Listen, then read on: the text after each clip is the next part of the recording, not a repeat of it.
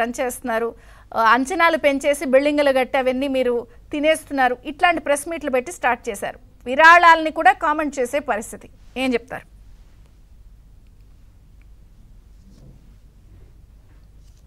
అమ్మ, మీకు ప్యానెల్లో ఉన్నటువంటి మిత్రులకి, ఏబిఎన్ ప్రేక్షకులకి హృదయపూర్వక నమస్కారాలు తెలియజేసుకుంటూ, అసలు వైసీపీ నాయకులకు కానివ్వండి, వైసీపీ వాళ్ళకి కానివ్వండి, అన్నా క్యాంటీన్ల గురించి మాట్లాడే అర్హత లేదు. ఎందుకంటే గత తెలుగుదేశం ప్రభుత్వ హయాంలో రాష్ట్ర వ్యాప్తంగా 201 చోట్ల అన్నా క్యాంటీన్లు ప్రారంభించి ఈ రాష్ట్రంలో ఉన్నటువంటి పేద బడుగు బలహీన వర్గాలకు చెందినటువంటి చిన్న సన్నకారు వ్యాపారస్తులు కాయో కట్టు అమ్ముకుని ఒక 500 వస్తే ఒక 5 రూపాయలు పెట్టి టిఫిన్, ఒక 5 రూపాయలు పెట్టి భోంచేసి ఇంటికి సంతోషంగా ఇంటికి వెళ్తుంటే వాటిని కూడా ఓర్చుకోలేనటువంటి దుర్మార్గమైనటువంటి ప్రభుత్వం, దుర్మార్గులు వైసీపీ వాళ్ళు ఈరోజు అన్నా క్యాంటీన్ల గురించి మాట్లాడే అర్హత ఎక్కడుంది? అన్నా క్యాంటీన్లకి ఏదో ఎన్ని కోట్లు ఖర్చు పెట్టారు. మీరు రంగులు వేసి రంగులు తీసినందుకు ఎన్ని కోట్లయింది ఈ రాష్ట్రంలో? రంగులు తీసినందుకు ఎన్ని కోట్లయింది ఈ రాష్ట్రంలో?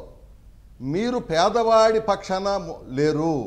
పేదవాడంటే అమ్మ మీకు ఒక విషయం చెప్తున్నా, జగన్మోహన్ రెడ్డికి పేదవాళ్ళంటే కసి. అందుకే అన్నా క్యాంటీన్లు రావటంలో తీశారు. ఈరోజు మేము 3 సెంటు స్థలాలు ఇస్తా ఉన్నాం, 1 సెంటు ఇచ్చారు. కనీసం వాటిలో ఇల్లు కట్టారా? కనీసం వాటిలో మెరకతోలేరా? టిడ్కో ఇళ్ళు ఉండే, టిడ్కో ఇళ్ళని ఏమైనా ఇచ్చారా? అదేవిధంగా కేవలం పేదవాళ్ళని ఎందుకు ఉపయోగించుకున్నాడంటే జగన్మోహన్ రెడ్డి వాళ్ళతో వ్యాపారం చేశాడు. గుర్తుపెట్టుకోండి, పేదవాళ్ళతో వ్యాపారం చేసిన దుర్మార్గుడు జగన్మోహన్ రెడ్డి. ఎందుకంటే ఈ రాష్ట్రంలో కష్టపడి పనిచేసి సాయంత్రానికి అలసిపోయి ఏదన్నా ఒక లిక్కర్ తాగుదామంటే ఇవాళ ఎంత రేటు పెంచేశాడు? పోనీ పెంచితే పెంచాడు అక్రమ మద్యం. ఇవాళ ఆ మద్యం వల్ల 55,000 మంది చనిపోయారు, 35 లక్షల మంది కిడ్నీ, లివరు, పక్షవాతం, కంటి చూపు పోయింది.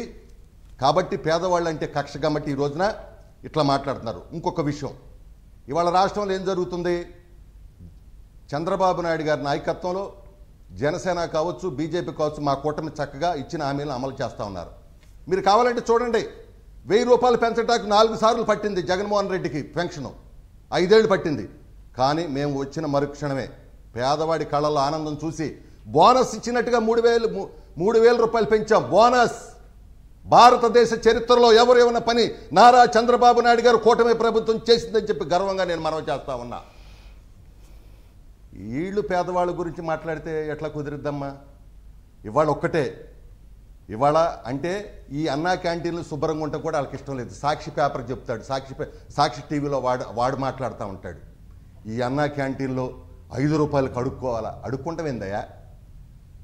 నేను ఒక్కటే ఛాలెంజ్ చేస్తున్నా ఈ వైపీసీ పేడి బ్యాచ్కి, వైసీపీ దుర్మార్గులకి. దమ్ము ధైర్యం ఉంటే 100 క్యాంటీన్లు ప్రారంభించాం మేము ఈ రాష్ట్రంలో. రండి, వెళ్దాం, తినేవాళ్ళని అడుగుదాం. ఏ ఒక్కరైనా కనుక తప్పు పడితే మీరు దేనికైనా సరే సిద్ధం. మీరు సిద్ధం అని చెప్పి నేను ఛాలెంజ్ చేస్తా ఉన్నా. లేదంటే మూసుకు కూర్చోండి. ఇవారు ఎవరు? ఈ కార్యక్రమాన్ని నిర్వహిస్తుంది ఎవరు?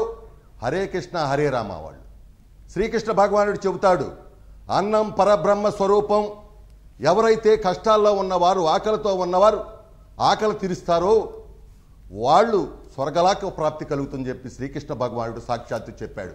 అందుకే కదా అన్ని దానంలో కొల్ల అన్నదానం మిన్నా అని చెప్తారు.